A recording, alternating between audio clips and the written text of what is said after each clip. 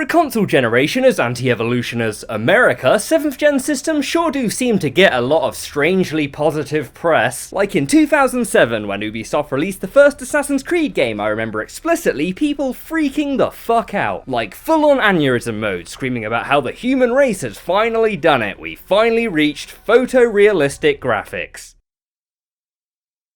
But I personally thought it looked like shit.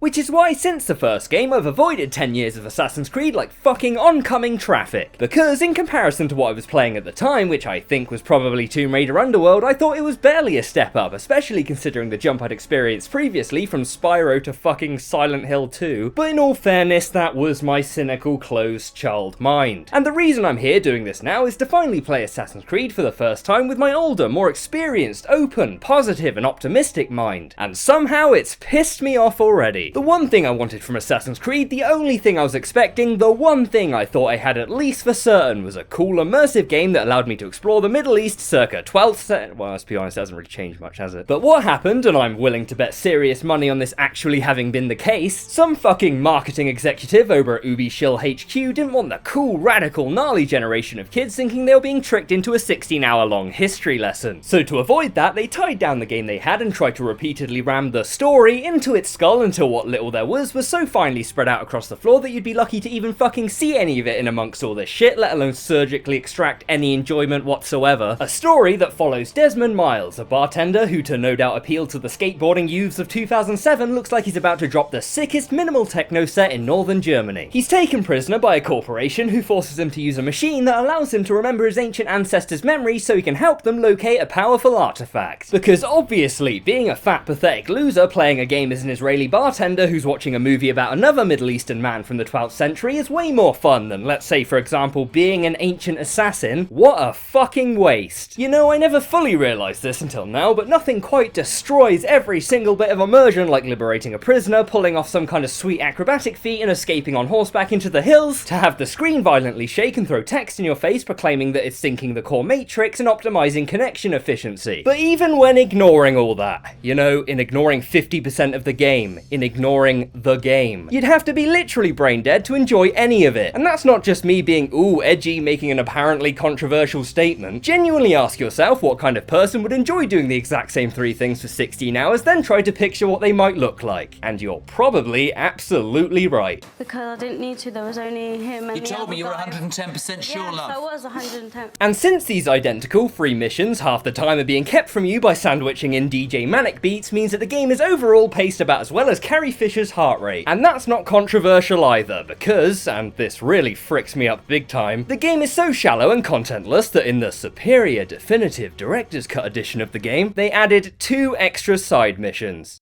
Imagine how bad a game has to be that adding 2 side missions was worth releasing another edition, like somehow that was the director's true intended experience. Like, specifically I really feel like that one mission where you have to get to a place before the time runs out especially complements the intended experience. Oh, I'm sorry, one of the 3 towns is a shade of green? Well, this is embarrassing, looks like I should have just kept my big fucking mouth shut. And I guess it would have been wrong of me to go this long without at least complimenting the flashy sword combat and free running animations.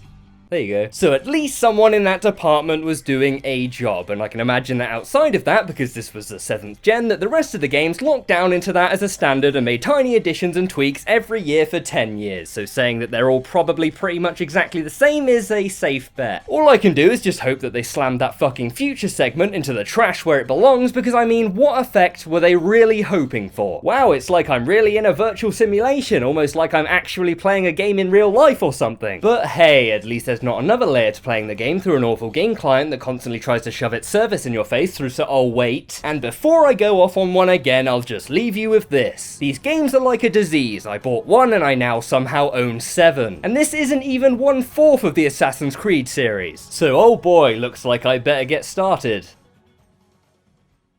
Nah, fuck that.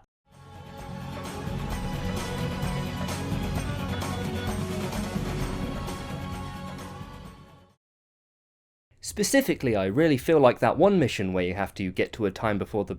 Specifically, I really feel like that one mission where you... Specifically, I feel like that one mission where you have to get to the place where the... Fuck it.